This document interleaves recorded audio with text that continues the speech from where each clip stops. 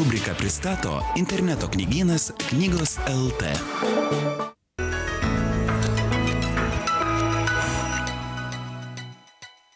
Čia vis dar tiesioginė laida Labas rytas Lietuva ir čia sveikinuosi su knygų apžvalgininkė Agnė Mažykytė. Labas rytas. Na, nieko nelaukusi nemaža krūva knygų, tad pradėk. Kaip visada. Prašau. Taigi, sveiki sugrįžę į mokyklą. Šiandien nusprendžiau į knygas pažvelgti kiek kitokiu kampu ir tas, kurias atsinešiau, bandysiu pritaikyti nors vienai šiandienos pamokai. Taigi, pradžiai klausimas, kurį kiekvienam moksleiviui užduos, jeigu ne klasės auklėtoja ar lietuvių kalbos mokytoja, tai klasės draugai. Ką nuveikite per šią vasarą? Romanų meistras Nicholas Sparks apie vieną vasarą pasakoja savo romane Paskutinė daina. 17-metė Ronė su broliu leidžia laiką atokioje Taibio saloje, Džordžijos valstijoje.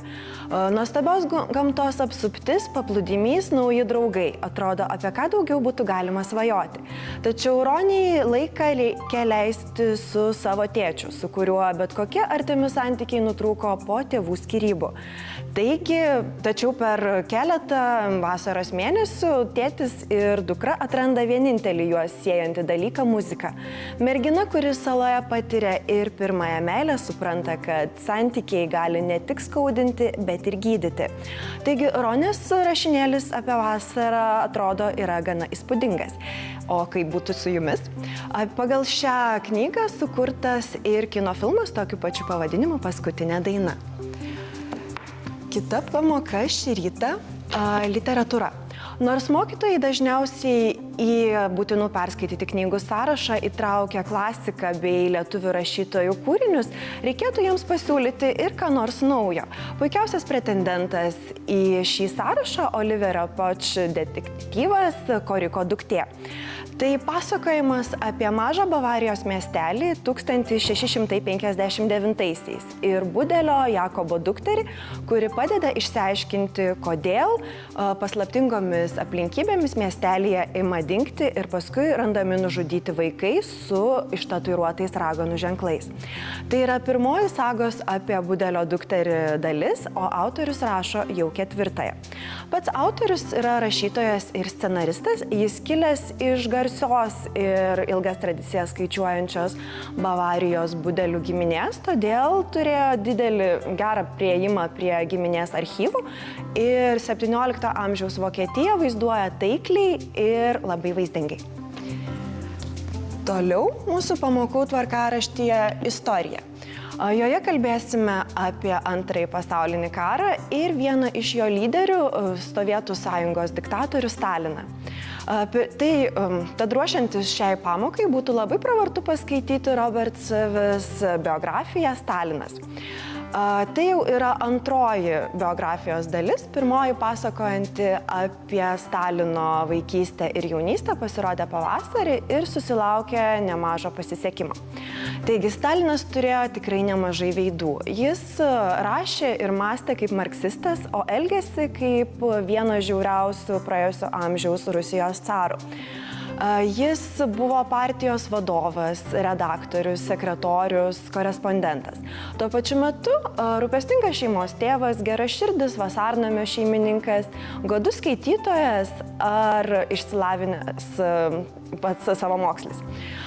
Taigi, Robert Savis aprašo visus Stalino veidus, net tuos, kuriuos jisai norėdavo slėpti. Norėdama sužinoti daugiau, būtinai perskaitykite šią knygą.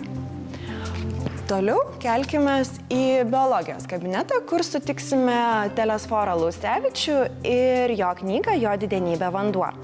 Autorius Telesforas Laucevičius pastaruosius 18 metų skyrė jonizuoto vandens ir jo savybių tyrinėjimui bei žmonių lavinimui. Su savo bendražygiais jisai sukūrė sėkmingai iki šiol gaminamą pirmąjį lietuvišką vandens jonizatorių, kuris susilaukė populiarumo ne tik Lietuvoje, bet ir vakarų Europoje. Taigi jau trečiojoje savo knygoje, o pirmosios 2 tapo tarptautiniais bestselleriais, tai Liucforas Laucevičius pasakoja apie vandenį ir jo gydomąsias savybės, kaip vandenį galima panaudoti ligų profilaktikai, kaip sėkmingai lieknėti geriant vandenį, ar galima naudoti tiesiog paprastą vandenį vietoje antibiotikų. Ir taip pat autorius pateikia daug įdomių ir tikrai negirdėtų žinių apie vandenį ir jo gydomąsias galias. Kita pamoka – užsienio kalba.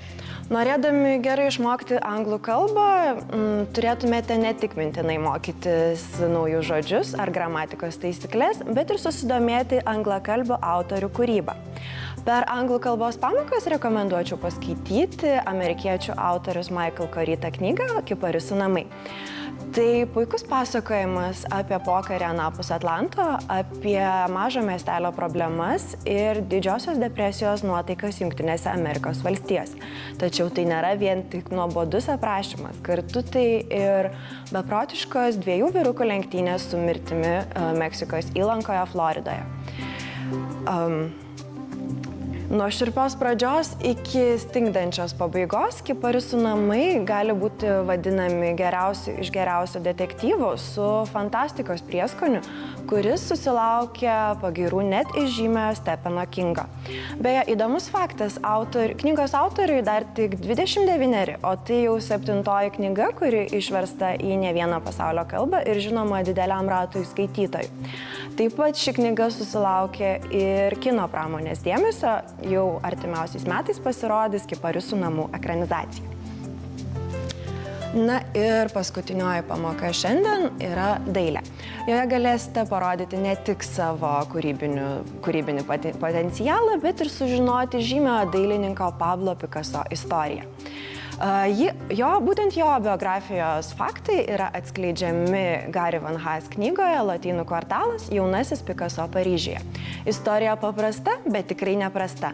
20-ojo amžiaus viduryje Paryžiaus Lotynų kvartalo gatvėmis tarp kitų menininkų vaikščiojo ir jaunasis Pablas Picasso. Jis į šviesos miestą, kaip tuomet buvo vadinamas Paryžius, persikėlė iš Barselonos, kur neberado įkvėpimo savo talentui.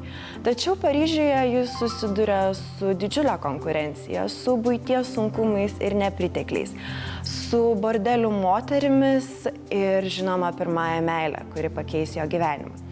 Tai pirmasis ir vienintelis romanas, tapantis prieš mūsų akis Pablo Picasso jaunų dienų paveikslą ir jo mūzų bei tikrosios meilės paieškas bohemiškame Paryžiuje. Na, iš tikrųjų, viliojanti knyga ir viena citata, sėdėdama, turėjau laiko ir iš Pablo Picasso citatų krūvos išrinkau, kad jis sakė, aš niekada neieškau, aš randu. Tai atradimų šiandien, Agne, ačiū tau. Ačiū Jums. Rubrika pristato interneto knygynas Knygos LT.